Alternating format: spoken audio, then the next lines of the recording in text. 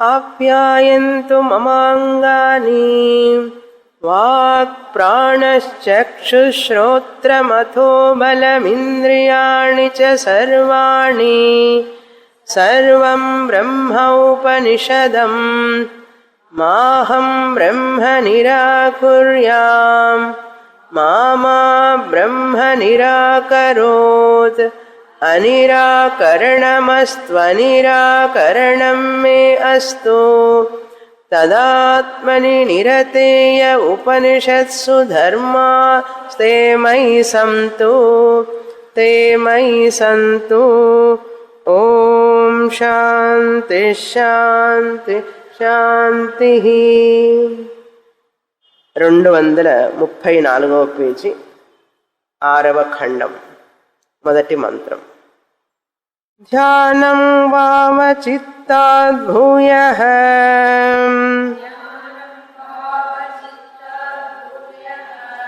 ధ్యాయతీవ పృథివీం ధ్యాయతీవాంతరిక్షం ధ్యాయతీవ ద్యౌః ధ్యాయంతీవాపః ధ్యాయంతీవ పర్వతాః ధ్యాయంతీవ దేవ మనుష్యాః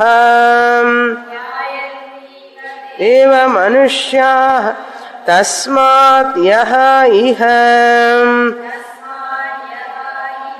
మనుష్యాణాం మహత్తాం ప్రాప్నువంతి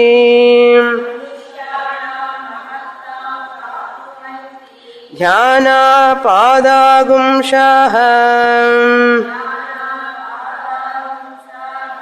ఇవైవ తే భవంతి అథ ఏ అల్పాః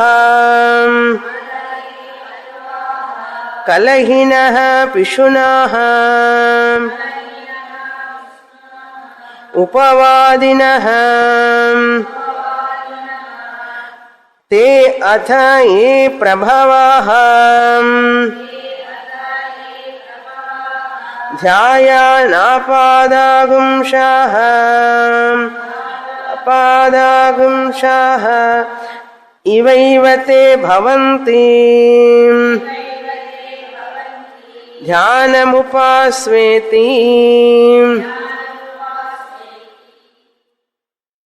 నారదుల వారు జ్ఞానం పొందాలని సనత్కుమారుల వారి దగ్గరికి వచ్చారు.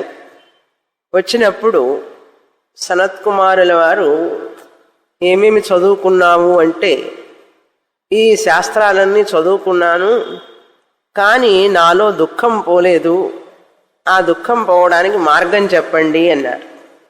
అప్పుడు సనత్కుమారుల వారు వారి యొక్క తెలిసినటువంటి విషయాన్ని నారదుల వారికి బోధిస్తున్నారు. ముందు సగుణ బ్రహ్మ ఉపాసన గురించి చెప్తున్నారు. ఈ నామ ఉపాసన, వాక్కు ఉపాసన, మనస్సు ఉపాసన, చిత్త ఉపాసన ఇవన్నీ చెప్పుకుంటూ వస్తున్నప్పుడు దీనికంటే గొప్పది ఇంకేమైనా ఉన్నదా, మరి ఇంకా ఏమైనా ఉన్నదా అని అడుగుతున్నాడు. ఎందుకు అడుగుతున్నారు నారదుల వారంటే, ఈ ఉపాసన పరిమితి కలిగినటువంటిది, దీని ఫలం కూడా పరిమితంగానే ఉంటుంది కనుక ఈ పరిమితమైనటువంటి ఉపాసన వల్ల నాకేమిటి ప్రయోజనం అని, ఇంకా పైన దీనికంటే గొప్పది ఏదైనా ఉంటే చెప్పండి అంటున్నారు. అప్పుడు నారదుల వారికి సనత్కుమారుడు చెప్తున్నారు, ధ్యానం చిత్తం కంటే గొప్పది అని చెప్పి ఈ యొక్క 6వ ఖండంలో 6వ ఉపాసన చెప్తున్నారు. ఈ 6వ ఖండంలో 6వ ఉపాసన ధ్యానం అని చెప్తున్నారు. ఏం చేయాలి ధ్యానం అంటే, ధ్యానం ఎలా చేయాలి ఏమిటి అనే విషయాన్ని ఈ ప్రకృతి చూడు ఎంత ధ్యానం చేస్తున్నట్లుగా అనిపిస్తున్నదా లేదా? చెట్లు, పర్వతాలు, నదులు, కొండలు ఇవన్నీ కూడా ధ్యానం చేస్తున్నట్లే ఉంది. మహానుభావులు కూడా, మహాత్ములు ధ్యానం చేస్తూ ఉంటారు. ఎప్పుడు ప్రశాంతంగా ఉంటారు, చాలా గొప్పవాళ్ళు వాళ్ళు, ధ్యానం చేసేవాళ్ళు అని అన్నారు. అని చెప్పి ఎవరైతే ఒకళ్ళకొకళ్ళు కలహిస్తూ ఉంటారో, పరనింద చేస్తూ ఉంటారు, వాళ్ళు ధ్యానం చెయ్యరు.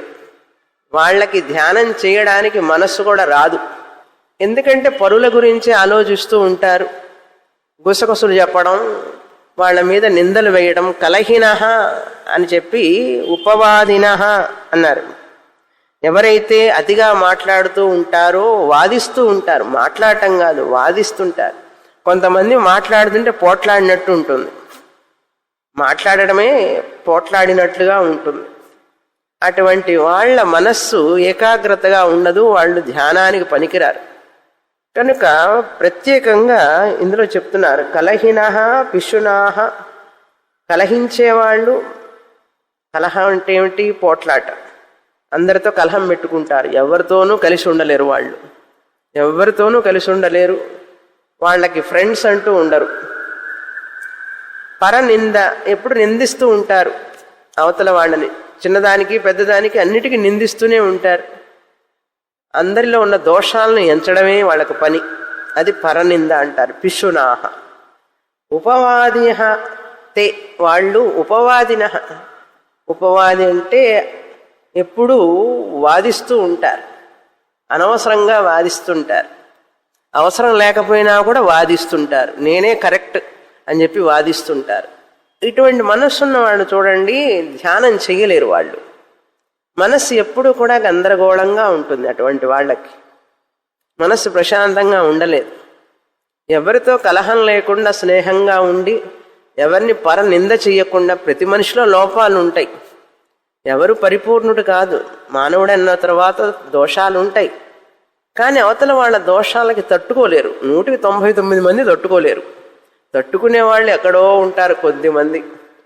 అలా తట్టుకునేవాళ్ళు మహానుభావులు అంటారు, మహాత్ములు అంటారు. కానీ మనం కూడా ప్రయత్నం చేయాలి. అవతల వాళ్ళల్లో ఏదైనా నింద చేయడానికి ఉన్నప్పటికీ కూడా ఆ నిందని మనం ఫోకస్ చేయకూడదు. వాళ్ళల్లో ఉన్న మంచిని చూస్తూ ఉంటే మనకు హాయి, లేకపోతే మన మనస్సు కలుషితం అయిపోతుంది.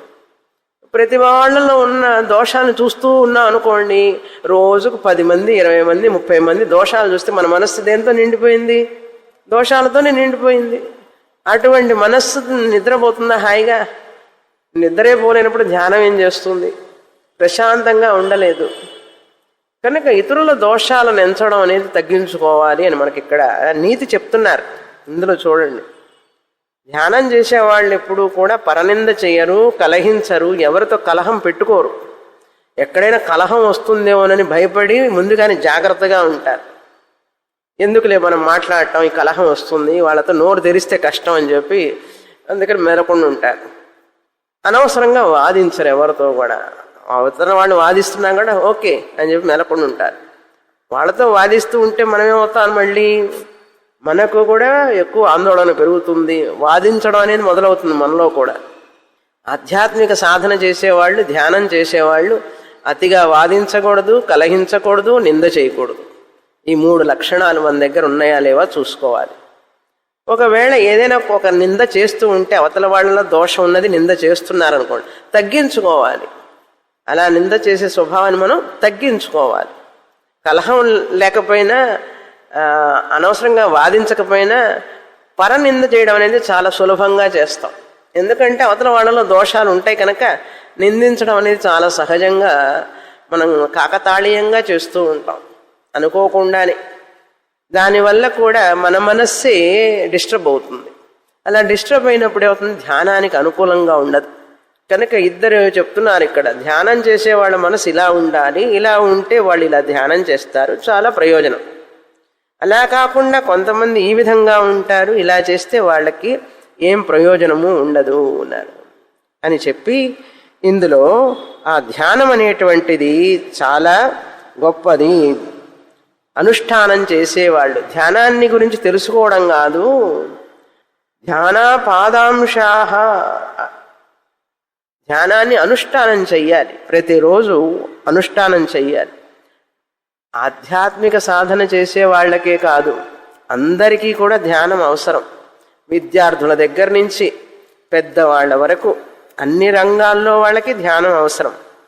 ఏకాగ్రత వస్తుంది. అటెన్షన్ అంటారు చూసారా, ఏకాగ్రత, కాన్సన్ట్రేషన్, అది బాగా పెరుగుతుందన్నమాట. ఎప్పుడైతే ధ్యానం చేస్తారో మనసు ప్రశాంతంగా ఉంటే వాళ్ళ చిత్తం కూడా, అంటే వాళ్ళ బుద్ధి కూడా బాగా పనిచేస్తుంది. అందుకని అటెన్షన్ కనుక సరిగ్గా లేకపోతే అటెన్షన్ డెఫిషియన్సీ సిండ్రోమ్ అంటారు. కొంతసేపు వినంగానే 10 నిమిషాలు 20 నిమిషాలు వినంగానే మనసు ఎక్కడికో పోతుంది, ఇట్లా అట్లా చూస్తూ ఉంటుంది. వినాలంటే కష్టం. పిల్లలు కూడా స్కూల్లో చూడండి, కాసేపు విన్న తర్వాత ఏదో ఒకటి అల్లరి చేస్తుంటారు. కొద్దిసేపు వింటారు, ఇంకంతే, వాడికి మూడ్ ఉండదు, అటెన్షన్ ఉండదు. ఇంకా పుస్తకాలు తిరపడము ఏవోటి చదువుతుంటారు. ఆ చెప్పే పాఠం తప్ప అన్నీ చేస్తాడు, వినడం తప్ప మిగతావన్నీ చేస్తుంటారు.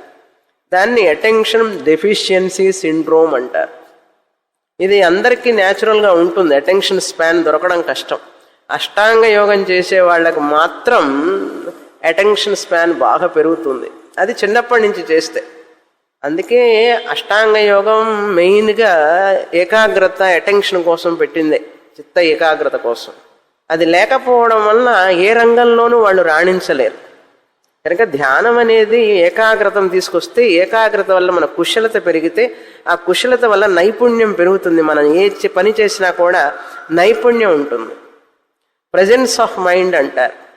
ఆ పని చేసేటప్పుడు మనస్సు ఆ పని మీదనే ఉంటుంది, ఇంకా దేని మీద ఉండదు. కనుక ఆ ధ్యానం చేయడానికి మనం 6వ అధ్యాయంలో చూసాం గీతలో, ఎలా శరీర స్థితి ఉండాలి, ప్రాణస్థితి ఎట్లా ఉండాలి, మనస్థితి ఎట్లా ఉండాలి, ఇంద్రియాలు ఎలా ఉండాలి. అందుకని రోజు ధ్యానం చేస్తూ ఉంటేనే మనకు తెలుస్తుంది ఎలా చేయాలి, ఏం చేస్తున్నాం, ఇంకా ఎంతవరకు మనం ప్రోగ్రెస్ అవ్వాలి అని కొంచెం అలవాటు అవుతుంది. ప్రతిరోజు 10 నిమిషాలు మినిమం, 20 నిమిషాలు మ్యాక్సిమం ప్రతిరోజు చేయాలి ధ్యానం. ఏకరూప ధ్యానం చెప్పాం, విశ్వరూప ధ్యానం చెప్పాం, చూసాం, చేశాం. విశ్వరూప ధ్యానం తర్వాత విలువల గురించి, ఒక్కొక్క విలువ మీద ధ్యానం చేయడం, చిత్త విశాలత ధ్యానమే విశ్వరూప ధ్యానం అన్నాం. దానికి ఏమిటి శ్లోకాలు, ధ్యాన శ్లోకాలు కూడా ఉన్నాయి. విష్ణు సహస్రనామంలో ఉన్నాయి. భూపాదౌ యస్య నాభిర్వియదసుర, ఈ ప్రపంచం అంతా కూడా భగవద్ రూపంగా ధ్యానం చేయమని, ప్రతి వస్తువు కూడా భగవద్ రూపమని ధ్యానం చేయమని. ఏకరూపం నుంచి విశ్వరూపానికి చిత్త విశాలత ధ్యానం. తర్వాత మనస్సుని విశాలంగా చేయాలంటే ఆ పర్వతాలు, కొండలు, ఆ పర్వతాలు, చెట్లు, నదులు, సముద్రాలు అన్నీ చూస్తూ ఉంటే మనసు విశాలమవుతుంది. ఆకాశం చూసినా కూడా మనసు విశాలమవుతుంది. చూస్తే కదా, చూస్తే విశాలమవుతుంది. మనస్సు బాగా విశాలం కావాలి. ఎప్పుడైతే అంతఃకరణం శుద్ధమై విశాలంగా ఉంటుందో వాళ్ళల్లో ఎటువంటి సంకుచితత్వం ఉండదు మనుషుల్లో. ఈ సంకుచితత్వం, పరనింద, అసూయ ఇట్లాంటివన్నీ కూడా మానసిక అనారోగ్యం అంటారు దాన్ని. ఆ మానసికమైన అనారోగ్యాన్ని కనుక్కోవడం కష్టం. శారీరకమైన అనారోగ్యాన్ని నొప్పి వస్తుంది కనుక్కుంటాం. మానసికమైన అనారోగ్యం కూడా ఒక నొప్పే, ఆ దుఃఖమే నొప్పి. మానసిక అనారోగ్యం అనేది కోపం, తాపం, ఈర్ష్య, అసూయ, పరనింద, కలహం, ఇవన్నీ కూడా మానసిక అనారోగ్యం. ధ్యానం మనసుకు సంబంధించింది కనుక మనస్సుని ఆరోగ్యంగా ఉంచుకుంటే ధ్యానం చేస్తాం. ధ్యానం చేస్తూ ఉంటే మనసు ఆరోగ్యంగా ఉంటుంది. రెండుకు పరస్పర సంబంధం. కనుక ఆ ధ్యానం చేసేటప్పుడు మనం ఈ విశాలంగా ఉండాలి మనస్సు అని చెప్పి ఆకాశాన్ని, నక్షత్రాలు, సూర్య ధ్యానం, గాయత్రి మంత్ర ఎందుకు పెట్టారు అవన్నీ అంటే ఈ ఏకాగ్రత కోసమే, బుద్ధి బాగా చురుకుగా పనిచేయడం కోసం. ఈ గాయత్రి జపం, ధ్యానం చేసే ముందు జపం చేయాలి. జపం చేస్తూ చేస్తూ చేస్తూ ధ్యానంలోకి వెళ్ళాలి. అందుకని ధ్యాన శ్లోకాలు, అక్కడ శివమానస పూజ ఉంది స్తోత్రమాలలో, అది ధ్యాన శ్లోకం. శివభక్తుడు అయితే శివ ధ్యాన శ్లోకం, కృష్ణ భక్తుడు అయితే గీతా ధ్యాన శ్లోకం చేయొచ్చు. ఇట్లాంటివన్నీ కూడా మనం ఆలోచిస్తూ ధ్యానం చెయ్యాలి. ప్రాణ నియమం చేయాలి. ఇంద్రియాలని, మనస్సుని, బుద్ధిని అన్నిటిని నియమించి చెయ్యడం. కనుక తర్వాత వేదాంత ధ్యానం చివరికి. ఇట్లా ధ్యానం చేసుకుంటూ వస్తే వాళ్ళకి వేదాంతం చక్కగా అర్థమవుతుంది. ధ్యానం చేయాలి, అదే ఉపాసన అన్నది. ధ్యానం మీద ధ్యానం చెయ్యి. ధ్యానం బ్రహ్మ అని ఉపాసన చెయ్యి. ఆలంబనమే కదండి. ఇది బ్రహ్మ అని ఉపాసన చేయమన్నారు. ఉపాసన అంటే ధ్యానం. ధ్యానం మీద ధ్యానం చేయి. చూసారా, ధ్యానం ఉపాస్వ. బ్రహ్మ ఇది ధ్యానం, బ్రహ్మ ఇది ఉపాస్వ. ధ్యానమే బ్రహ్మని ఉపాసన చెయ్యంటే ఈ శివలింగమే శివుడు అనుకొని ధ్యానం చేయమన్నాం. చూడండి తమాషా, ఇక్కడ శివుడే శివలింగమే శివుడు అనుకొని ధ్యానం చేస్తున్నాం. సాలగ్రామమే విష్ణువు అని ధ్యానం చేయమన్నారు. ఇప్పుడు ఇక్కడేమిటి, ధ్యానమే బ్రహ్మ అని ధ్యానం చేయి. గమనించారా? అంటే ఆ ధ్యానం అనే దాని గురించి తెలుసుకోవాలి మనం. ఇప్పుడు శివుడి లింగం ధ్యానం చేస్తూ ఉంటే ఆ శివుడి తత్వాన్ని తెలుసుకుంటున్నామా లేదా? శివుడు అంటే ఎవరు, ఏమిటి, ఆయన భార్య ఎవరు, ఆయన ఎక్కడుంటాడు, ఏమిటి, ఆయన ఏమేమి చేశాడు, కార్యాలు, విషయాలన్నీ తెలుసుకుంటున్నామా లేదా? తెలుసుకునే కదా ధ్యానం చేస్తున్నాం. అదేవిధంగా ధ్యానం మీద ధ్యానం చెయ్యాలి అంటే, ఉపాసన చెయ్యాలి అంటే, ధ్యానం మీద ఉపాసన చెయ్యాలి అంటే ధ్యానాన్ని తెలుసుకోవాలి. ధ్యాన స్వరూపం, ధ్యానం ఎలా చెయ్యాలి తెలుసుకోవాలి. ఆ ధ్యానాన్ని గురించి తెలుసుకోవాలి. ధ్యాన అనుష్ఠానం ఎట్లా చేయాలని తెలుసుకోవాలి. ధ్యాన ఫలం తెలుసుకోవాలి. అది తెలుసుకొని ధ్యానం చెయ్యాలి. ఏకరూప ధ్యానం, విశ్వరూప ధ్యానం, చిత్త విశాలతా ధ్యానం, అనేక రూప ధ్యానం, ఇవన్నీ చెప్పి విలువలతో కూడిన ధ్యానం, వేదాంత ధ్యానం అని చెప్పి ఇవన్నీ తెలుసుకోవాలి. ఇవన్నీ తెలుసుకున్నాం అయినా మర్చిపోయినాం. తెలుసుకున్నామని మర్చిపోయినాం. అది తెలుసుకున్నాము అని మర్చిపోయినాం. 6వ అధ్యాయంలో అక్కడ భగవద్గీతలో మొదట చెప్పేటప్పుడు చెప్పాను, 2వ కోర్సులో కూడా చెప్పాను. ధ్యానం అంటే ఏమిటని విపులంగా చెప్పాను. కనుక విన్నదాన్ని మనం పాటించాలి. పాటించినప్పుడే అది ప్రయోజనం ఉంటుంది. కనుక ధ్యానం స్వరూపాన్ని తెలుసుకొని ధ్యానంని ఎట్లా చెయ్యాలి అని తెలుసుకొని తర్వాత ధ్యాన ఫలాన్ని కూడా తెలుసుకోవాలి అన్నారు. అది పాదాంశాహ అంటే అనుష్ఠానం అని అర్థం. తర్వాత ఇప్పుడు ధ్యానం చేయడం అన్న ఫలాన్ని గురించి చెప్తున్నారు. తర్వాత మంత్రం చదువుతాం. ఇంతవరకు క్రిందటి వారం చూశాం. దాని క్రిందనే ఉంది 2వ మంత్రం. సయో ధ్యానం బ్రహ్మేత్యుపాస్తే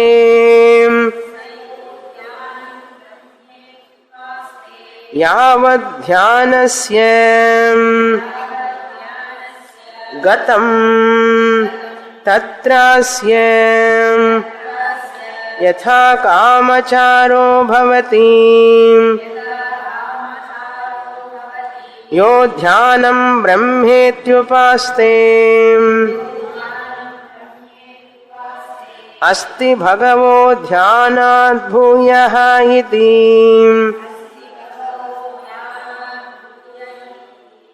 ధ్యానాద్వావభూయోస్తి తన్మే భగవాన్ బ్రవీత్వితి.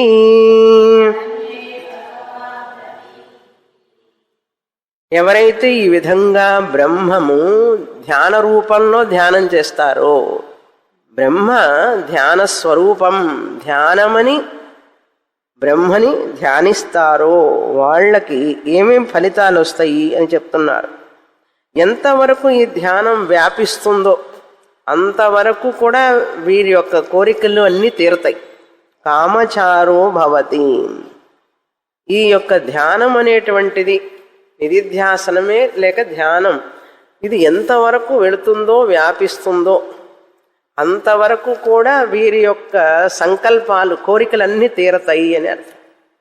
మనస్సుతోనే కదా ధ్యానం చేస్తాం. మనసు ఎంత దూరం వెళుతుంది కనుక అక్కడ ఉన్నటువంటి ఆ లోకాలలో ఉన్నటువంటి ఆ స్థలాలలో ఉన్నటువంటి విషయాలన్నీ కూడా అనుభవానికి వస్తాయి. మనిషికి అన్నీ అనుభవించినట్లే. హిమాలయాలకు వెళ్ళడానికి వీలు కాలేదనుకోండి, ఎవరెస్ట్ శిఖరానికి మనసులో తలుచుకోండి, ధ్యానం చేస్తే ఆ మంచు కొండలన్నీ వెళ్ళినట్లే కదా. అతృప్తి కలుగుతుంది మనిషికి.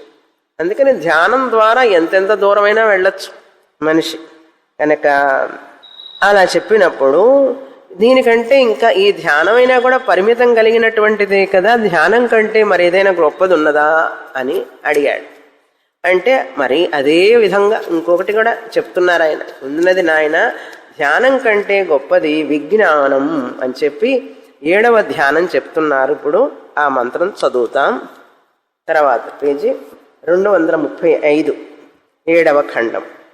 విజ్ఞానం వావధ్యానాద్భూయః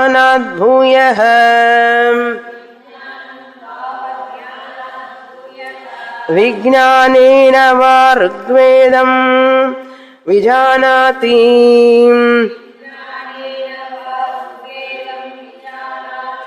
యజుర్వేదగం సామవేదం అథర్వణం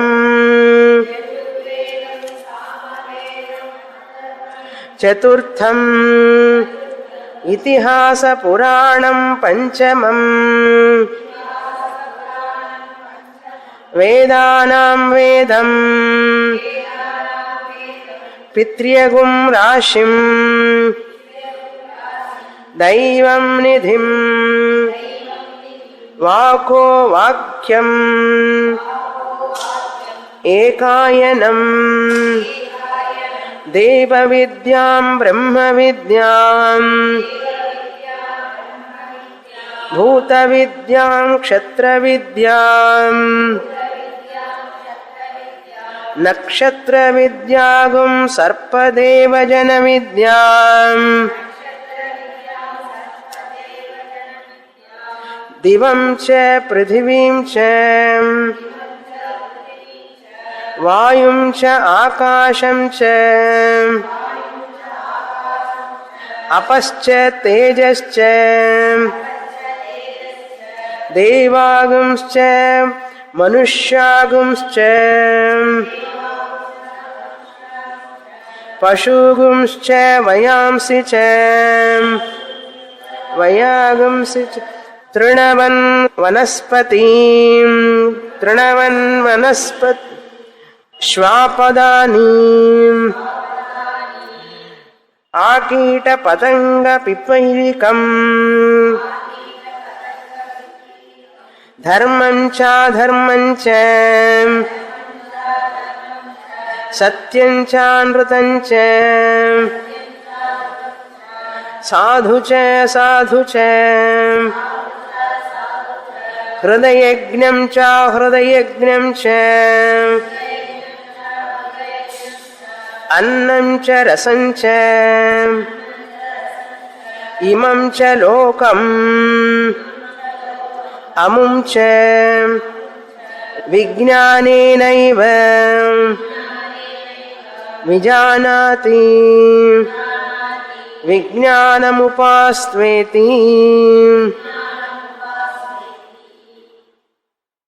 ధ్యానాత్ ధ్యానము కంటే, ధ్యానము కంటే విజ్ఞానము. విజ్ఞానము అంటే శాస్త్ర అర్థ విషయ విజ్ఞానం. శాస్త్ర అర్థ విషయ జ్ఞానం విజ్ఞానం.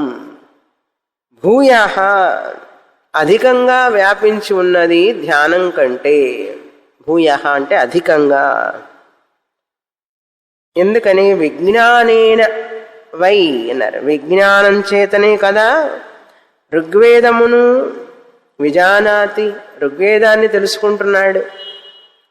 మనిషి, వ్యక్తి, పురుషుడు విజానాతి తెలుసుకుంటున్నాడు.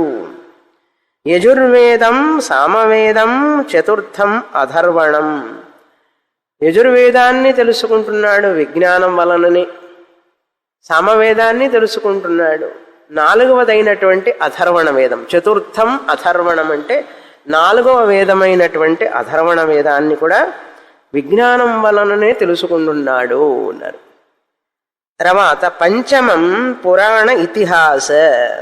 పంచమం అంటే 5వదిగా చెప్పబడేటటువంటి మహాభారతం పంచమ వేదం. పంచమం మహాభారతం పంచమ వేదం అని చెప్పబడుతోంది కదా, అది పురాణ ఇతిహాసాల కిందికి వస్తుంది కనుక పురాణ ఇతిహాసం. భారతం మొదలైనటువంటి ఇతిహాస పురాణములు. వేదానాం వేదం, వేదములకు విభాగ వివరణము తెలియజేసేటటువంటి వేదానాం వేదం. వేదం అర్థం కావాలంటే వేద వ్యాఖ్యానాలు చదవాలి. వేదానికి వ్యాఖ్యానాలు ఉన్నాయి. వ్యాఖ్యానం లేకుండా వేదంలో ఒక్క మాట అర్థం కాదు. అందుకని వేదం చదివేవాళ్ళు వేద వ్యాఖ్యానం ద్వారా వేదాన్ని అర్థం చేసుకుంటారు. వేదానాం వేదం, వేదములకు వేదం తెలియజేయటటువంటి ఏంటది అంటే వ్యాకరణం. వ్యాకరణం వల్లనే తెలుస్తుంది. గ్రామర్ లేకుండా లాంగ్వేజ్ తెలుస్తుందా మనకు? కనుక వేద పదాలు తెలుసుకోవాలంటే వేద వ్యాకరణం అని వేరే ఉంటుంది. మనం చదివే వ్యాకరణం కాదు, వేద వ్యాకరణం. వేదానికి ఒక వ్యాకరణం ఉంటుంది.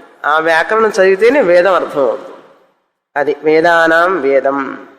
పిత్ర్యం అంటే పితృకర్మల గురించి, శ్రాద్ధాదుల గురించి, శ్రాద్ధ తర్పణాల గురించి ఎక్కడ చెప్పబడింది అంటే కల్పముల్లో చెప్పబడింది. కల్పశాస్త్రం అంటారు.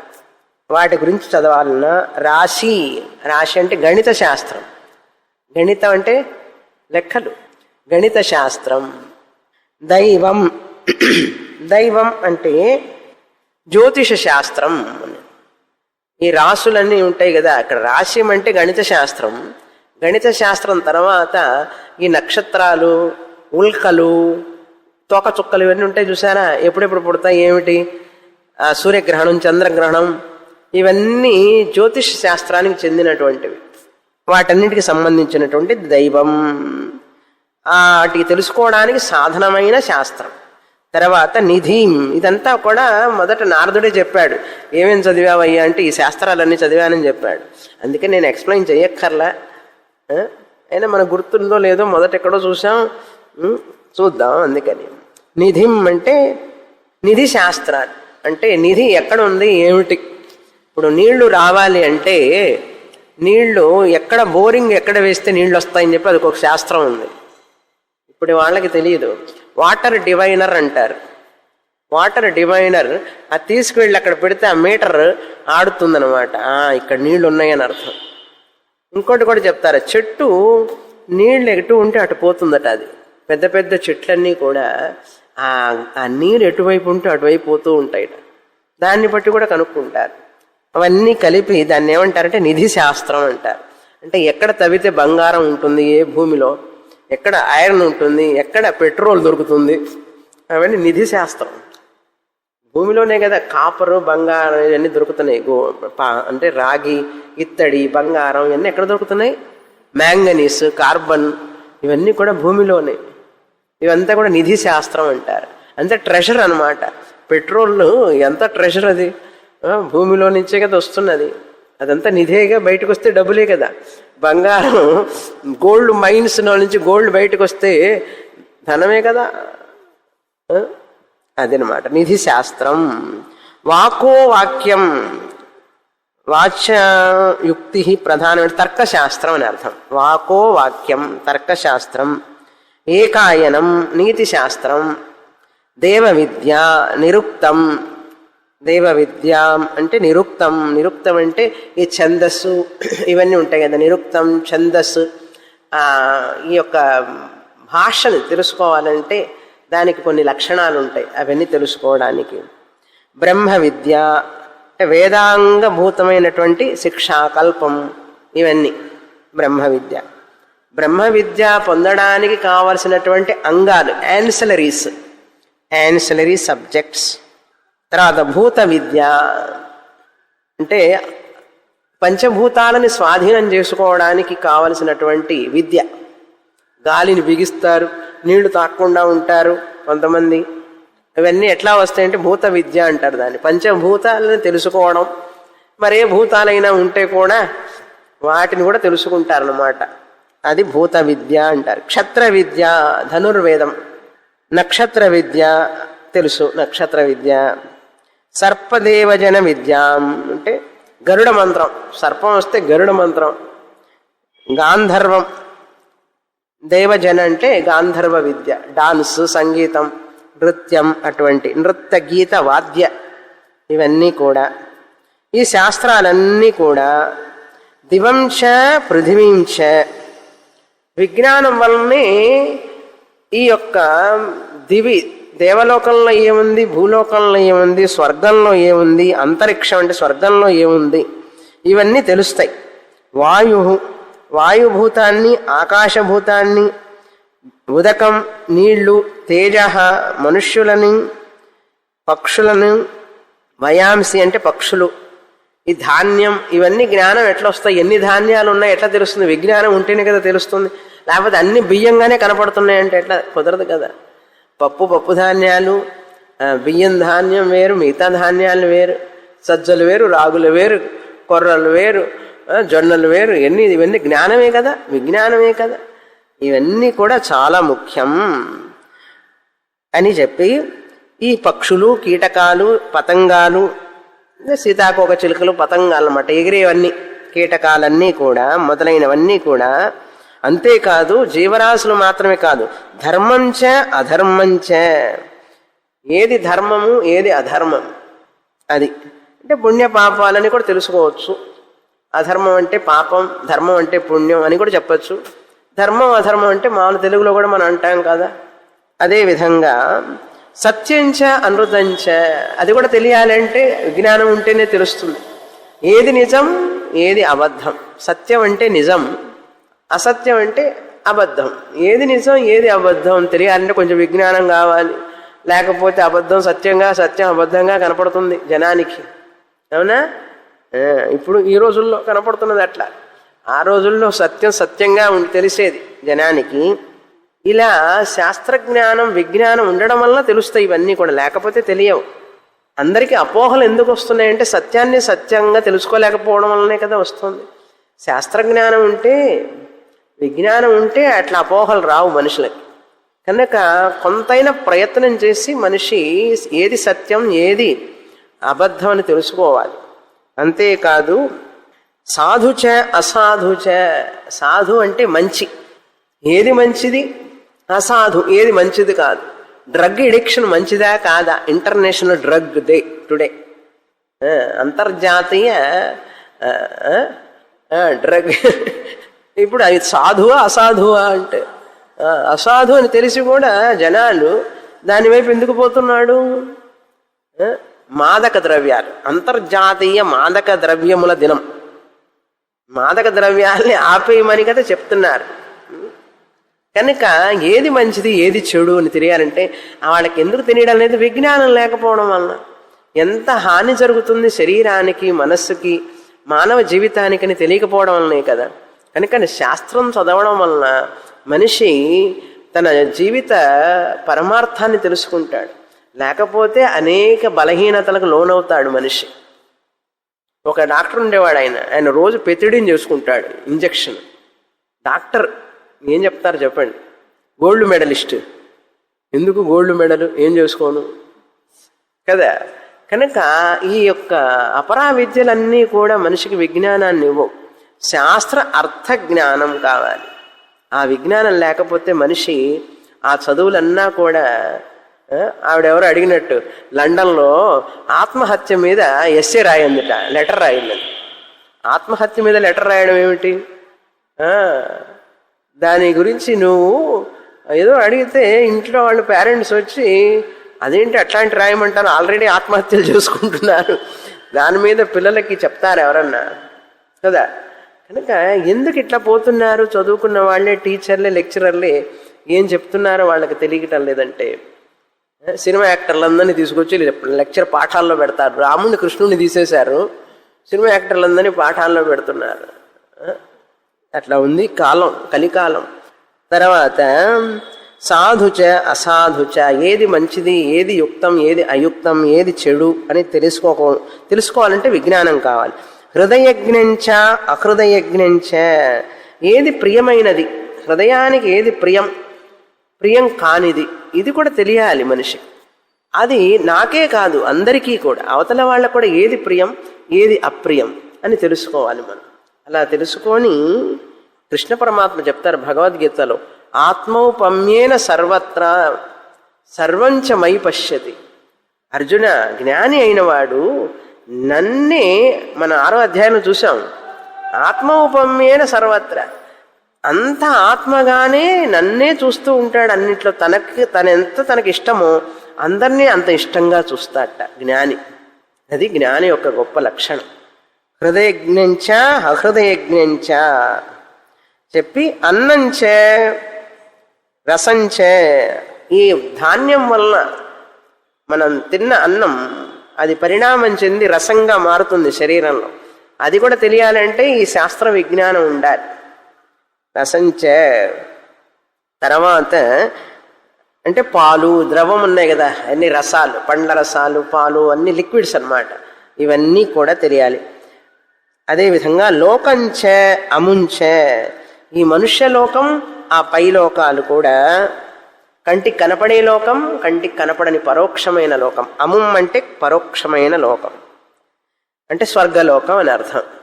స్వర్గలోకం ఇవన్నీ కూడా విజ్ఞానేన ఏవ, శాస్త్ర అర్థ విషయ జ్ఞానం ఉంటేనే ఈ విజ్ఞానం కలుగుతుంది. విజానాతి, శాస్త్ర అర్థ విజ్ఞానం వల్లనే తెలుసుకోగలుగుతాడు కానీ లేకపోతే తెలుసుకోలేడు. కనుక విజ్ఞానం ఈ ప్రకారంగా సర్వవ్యాపకమైనటువంటి ఈ విజ్ఞానాన్ని ఉపాసన చేయవలసింది. బ్రహ్మస్వరూపంగా ఉపాసన చేయి. అలా చేస్తే విజ్ఞాన విషయంలో బ్రహ్మ ఉపాసకుడికి ఇది ఈ విధంగా ఉపాస్వ అని చెప్పి విధించాడు సనత్కుమారుల వారు.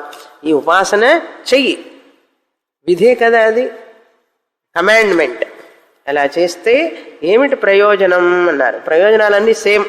ఎంతవరకు ఈ యొక్క విజ్ఞానం వ్యాపిస్తుందో అంతవరకు ఆ వ్యక్తికి అన్ని ఫలాలు దొరుకుతాయి. మంత్రం చదువుతాం.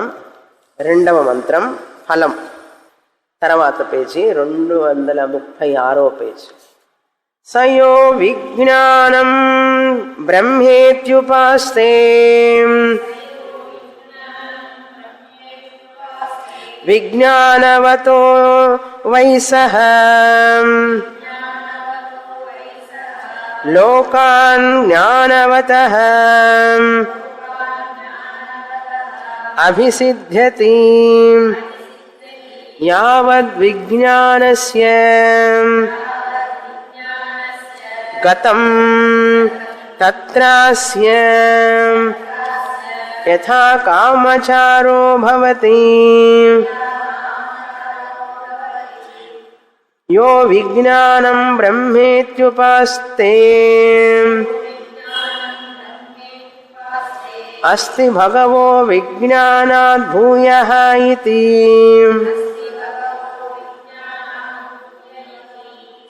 విజ్ఞానాద్వావభూయోస్తి తన్మే భగవాన్ బ్రవీత్వితి. అదే విధంగా సేమ్ వర్డ్స్, విజ్ఞానం అన్న మాత్రం మారింది. ఎప్పుడైతే ఈ వేదాలను చదువుకొని వేదాల యొక్క అర్థశాస్త్రాన్ని, వేదాలు చదువుకోవడం అంటే ఋగ్వేదం సామవేదం నేరుగా చదవమని కాదు. ఇప్పుడు మీరు అంతా చదివేదంతా విజ్ఞానమే. అధర్వణ వేదానికి సంబంధించిన ఉపనిషత్తులు, సామవేదానికి సంబంధించిన ఉపనిషత్తులు అంతా కూడా ఉపనిషత్తులు వేదాలలో మంత్రభాగం, అరణ్యక భాగం, బ్రాహ్మణ భాగం, ఉపనిషత్తుల భాగం అని ఉన్నది. ఇప్పుడు మీరు చదివేది వేదాలలో ఉపనిషత్తుల భాగం. మంత్రభాగం ఎవరికంటే కర్మకాండ చేసేవాళ్ళకి, కర్మకాండ ఎక్కువగా చేసేవాళ్ళకి, కర్మకాండులకు మంత్రభాగం, వనప్రస్థులకి ఆరణ్యక భాగం. అట్లాగే ఉపనిషత్తులు వేదాంతం చదవాలి, మోక్షం పొందాలనుకునే వాళ్ళకి ఈ యొక్క ఉపనిషత్తుల భాగం. కనుక మనం ఏం చదువుతున్నాం? ఇప్పుడు వేదాలనే చదువుతున్నాం. ఏమండి నేను ఇంకా వేదం చదవలేదండి, ఉపనిషత్తులే చదువుతున్నాను అంటే అర్థం ఏమిటి? ఉపనిషత్తులు వేదాలలో వేదాన్ని 4 భాగాలుగా చేశారు. గృహస్థులకి, వానప్రస్థులకి, సన్యాసులకి, బ్రహ్మచారులకి, ఇలా 4 భాగాలుగా చేశారు. కర్మలు చేయడం, కర్మల గురించి నేర్చుకోవడం, తర్వాత కర్మలు చేయడం, తర్వాత ధ్యానం చేయడం, అరణ్యానికి వెళ్ళి తర్వాత సన్యాసం తీసుకుని ఉపనిషత్తులు చదవడం. ఇప్పుడు సన్యాసాలు తీసుకోవట్లేదు కాబట్టి సన్యాసులే గృహస్థుల మధ్యకు వచ్చి చెప్తున్నారు. వెనకటి రోజుల్లో గృహస్థులు వెళ్ళి సన్యాసుల దగ్గర చదువుకునేవాళ్ళు. కలియుగం కదా, అందుకని సన్యాసులే గృహస్థుల దగ్గరికి వచ్చి ఉపనిషత్తులు చెప్తున్నారు. చెప్తున్నారా లేదా? ఎన్ని సంవత్సరాల నుంచి? 17 సంవత్సరాల నుంచి. ఇక్కడ ఇదే హాల్లో ఇక్కడే కూర్చుంటున్నా 17 సంవత్సరాల నుంచి. నేను వచ్చే అక్టోబర్కి విజయదశమి 17 సంవత్సరాలు నిండుతాయి. 1 సంవత్సరం కాదు, 2 సంవత్సరాలు కాదు. మీరు అనుకుంటారు, అయ్యో స్వామిని 17 సంవత్సరాల ముందు రాలేదేమేమో అనుకుంటారు. పర్వాలే, ఇప్పుడు వస్తున్నారు కదా. సరే, ధ్యానం కంటే ఈ యొక్క విజ్ఞానం చాలా గొప్పది. విజ్ఞానం లేనివాడు ఏం ధ్యానం చేస్తాడు చెప్పండి? విజ్ఞానం ఉంటేనే కదా ధ్యానం ఎలా చేయాలి, ధ్యాన స్వరూపం ఏమిటి, అనుష్ఠానం ఎలా చేయాలి, ధ్యాన ఫలం ఏమిటి అని తెలుసుకుంటేనే కదా. అది తెలియాలంటే శాస్త్రం చదవాలి కదా. శాస్త్రం అంటే ఎక్కడ చెప్పబడింది? కైవల్యోపనిషత్తులో చూసాం ధ్యానాన్ని గురించి, భగవద్గీతలో 6వ అధ్యాయంలో చూసాం, కృష్ణ పరమాత్మ చెప్పాడు. ఇవన్నీ తెలుసుకుంటేనే కదా మనం ధ్యానం చేస్తాం. కనుక ఇప్పుడు ధ్యానం గొప్పదా, ధ్యానాన్ని గురించి తెలుసుకునే విజ్ఞానం గొప్పదా? విజ్ఞానం గొప్పది. ధ్యానం గురించి తెలియజేసే విజ్ఞానం గొప్పది. అది గొప్పది అని మనం తెలుసుకోవాలి. అందుకని చదువుతున్నాం చూడండి. మనకు ఆ విషయాలు ఎంత సునిశ్చితమైనవో గ్రహించాలి మనం. చాలామందికి ధ్యానం చేయడం తెలియదు పద్ధతి. శాస్త్రీయ పద్ధతిలో ధ్యానం చేయడం అనేది అందరికీ తెలియదు. రకరకాల ధ్యానాలు చెప్తున్నారు ప్రతి చోట. శాస్త్రం చదువుకున్న వాళ్ళే శాస్త్రీయ పద్ధతిలో ధ్యానాన్ని చెప్పగలరు. శాస్త్రం చదివేవాళ్ళు తక్కువ, శాస్త్రం పద్ధతిగా ధ్యానం చెప్పేవాళ్ళు అంతకంటే తక్కువ, చేసేవాళ్ళు మరీ మరీ తక్కువ. అందుకని నారదుల వారికి సనత్ కుమారుడు ఆ ధ్యానాన్ని గురించి చెప్పి, నాయన ఆ ధ్యానం రావాలంటే విజ్ఞానం కావాలి, పద్ధతిగా చదవాలి శాస్త్రం. అందుకండి సరి అయిన గురువు దొరకడం చాలా జన్మజన్మల పుణ్యం ఉంటే తప్ప దొరకదు. అది దొరికినా కూడా ఉపయోగించుకోవాలి కదా మనం. ఆ గురువు గారు చెప్పేదాన్ని మనం అనుష్ఠానం చెయ్యాలి కదా.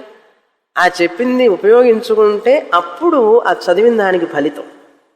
లేకపోతే ఈ చదువులో విని ఈ చదువులో వదిలేస్తాం. మన జీవితానికి మనం వినేదానికి సంబంధం ఉండదు. దానివల్ల ఏం ప్రయోజనం ఉండదు.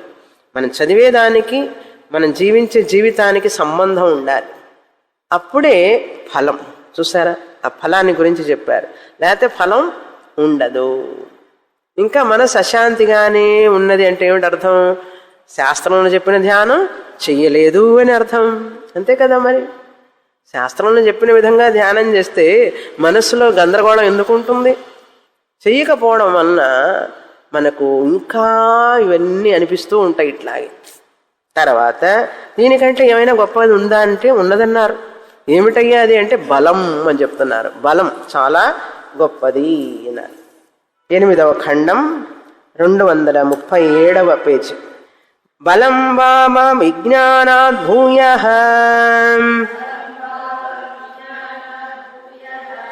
అపిహ శతం విజ్ఞానవతాం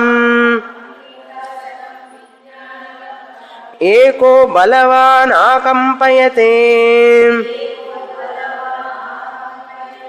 స యదా బలీ భవతి యథా ఉత్థాత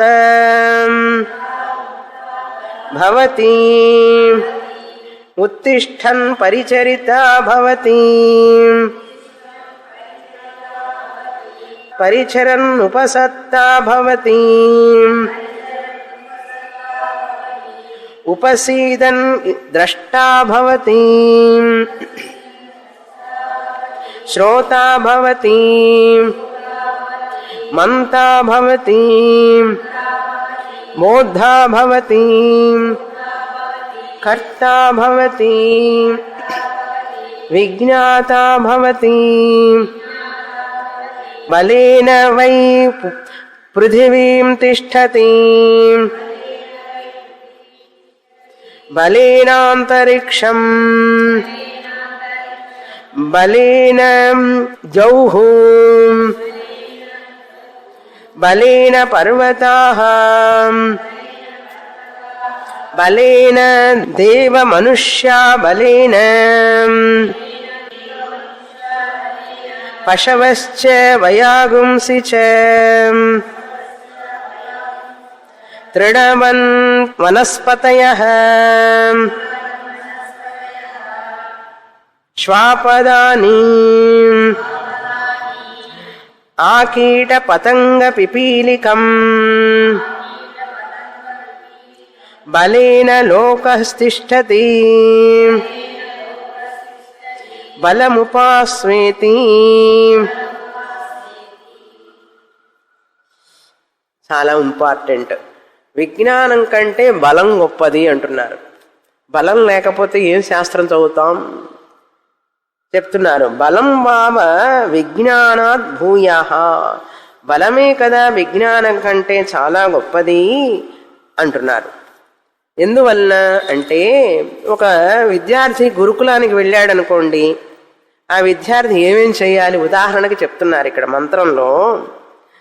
ఆ విద్యార్థి గురుకులానికి వెళితే మొదట ఏం చేస్తాడు? ఫస్ట్ శారీరకమైన బలం సామర్థ్యం లేకపోతే 100 మంది ఉన్నా కూడా విజ్ఞానం ఉన్నవాడని బలవంతుడు ఏం చేస్తాడంటే ఒక్కసారి సుమో అదేంది కుస్తీ పెట్టాడు అనుకోండి, కింద పడిపోతారు అందరు.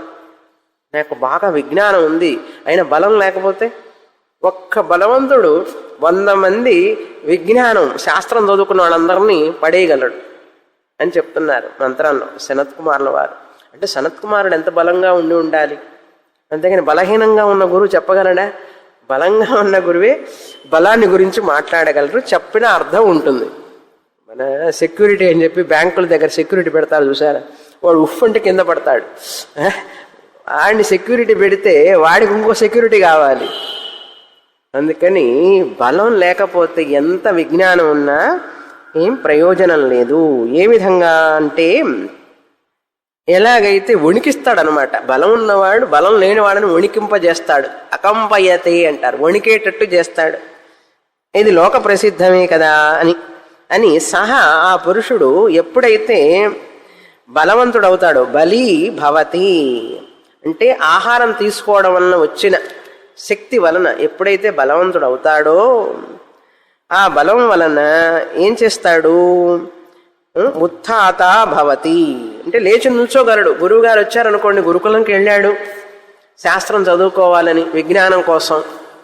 ఇందాక విజ్ఞానం గురించి చెప్పాం కదా, శాస్త్రాధ్యయనం అని చెప్పాం కదా. శాస్త్రం చదవాలంటే గురుకులానికి వెళ్ళాలి కదా. గురుకులానికి వెళ్ళంగానే గురువుగారు వచ్చారు, లోపల నుంచి రాగానే నిల్చోవాలా? లేచి బలం లేకపోతే ఏం నిల్చుంటాడు? నిల్చోవాలి. ఉత్థాత భవతి లేచి నిల్చుంటానికి సామర్థ్యం కలవాడవుతాడు. తర్వాత ఉత్తిష్టన్ అదేవిధంగా నిల్చోవాలంటే ఒక ప్రాజెక్టు, లేకపోతే జనానికి టక్కన నిల్చోవాలి. గురువుగారు వచ్చారంటే 10 నిమిషాలు పడుతుంది లేవడానికి. అంటే టక్కన లేచి నిల్చునేంత బలం ఉండాలి కదా. ఓవర్ వెయిట్ ఉన్నా నిల్చోలేము, అండర్ వెయిట్ ఉన్నా నిల్చోలేము, కూర్చోలేము, నిల్చోలేము. అది ఉత్థాత భవతి ఉత్తిష్టన్. అలాగే నిల్చోడానికి శక్తి కలిగిన వాడవుతాడు. అప్పుడు ఆ శక్తి కలిగిన వాడైతే ఏం చెప్తాడు? గురువు గారికి పరిచరిత భవతి, పరిచర్య చేస్తాడు. గురువు గారి వస్త్రాలు ఉతకడం, గురువు గారికి సేవ చేయటం, గురువు గారి కాళ్ళు వత్తడం, గురువు గారికి కావాల్సినన్ని చిమ్మటం, తుడవడం, ఇవన్నీ చేయాలంటే పారిపోతాడు. లేకపోతే బలహీనుడైతే ఏం చేస్తాడు? బలం ఉండాలి శుశ్రూష చేయడానికి అన్నమాట. పరిచర్య శుశ్రూష చేయడానికి సమర్థుడవుతాడు. తర్వాత పరిచరన్ శుశ్రూష చేయడం వలన ఏం జరుగుతుంది చూసారా? గురువు గారి దగ్గరే మనకు ఉపసత్త, ఆ గురువు యొక్క సమీపానికి మనం ఉండడానికి ఆస్కారం ఉంటుంది. గురువు గారికి సేవ చేయడానికి మన శక్తి లేదనుకోండి, భిక్ష ఇవ్వాలన్నా శక్తి కావాలి, ఇక్కడి నుంచి అక్కడ దాకా రావాలంటే శక్తి కావాలి కదా, ముందు ట్రావెల్ చేయాలంటే శక్తి కావాలి కదా, గురువుగారికి శుశ్రూష చేయాలంటే శక్తి కావాలి. శక్తి లేకపోతే సేవ చేయలేం. శక్తి ఉంటే సేవ చేస్తాం. సేవ చేసినప్పుడు గురువు గారి దగ్గర సమీపంలో ఉండడానికి మనకు ఆస్కారం దొరుకుతుంది. అప్పుడేమవుతుంది? ఉపసీదన్ వారి అనుగ్రహానికి పాత్రుడవుతాడు. ఆ గురువు గారి దగ్గరికి వెళ్ళినప్పుడు ఏదో మాట్లాడతారు, టక్కున మనకు ఉపయోగపడేది శాస్త్రంలో ఏవో మాటలు వస్తాయి. ఆ సందర్భంగా మనకు ఆ గురువు గారి దగ్గరికి ఉండడం వలన. అందుకని ఆరోగ్యం బాగా చూసుకోవాలి. మెట్లెక్కి రావాలంటే పైకి గురువుగారి దగ్గరికి మెట్లెక్కలేని స్థితిలో ఉంటే ఏమి ఎక్కుతాం పైకి కదా. అందుకని మెట్లెక్కేటట్టు కూడా ఉండాలి. మనల్ని పైకి ఇంకొకళ్ళు ఎక్కించేటట్లు ఉండకూడదు, మనం ఎక్కేట్లు ఉండాలి. అది తర్వాత దానివల్ల ఉపసీదన్ గురువు సమీపానికి వచ్చినవాడై ఆయన అనుగ్రహానికి పాత్రుడయ్యి ద్రష్టాభవతి అంటే ద్రష్ట అంటే గురువుగారు చెప్పే విషయాన్ని తెలుసుకోగలుగుతాడు. ద్రష్ట అంటే ఆయన ఉపదేశించే విషయాన్ని అర్థం తెలుసుకోవడానికి సమర్థుడవుతాడు. తర్వాత శ్రోతాభవతి మంతాభవతి నిధిధ్యాసు భవతి. చూడండి, బాగా శ్రవణం చేయగలుగుతాడు, మననం చేయగలుగుతాడు, తర్వాత నిధిధ్యాసనం, ఇవన్నీ లభిస్తాయి. ఇవన్నీ కావాలంటే ఏం చేయాలి? యోగా చేయాలి, సూర్య నమస్కారాలు చేయాలి, రోజు బలంగా ఉండాలి, స్లిమ్గా ట్రిమ్గా స్మార్ట్గా ఉండాలి.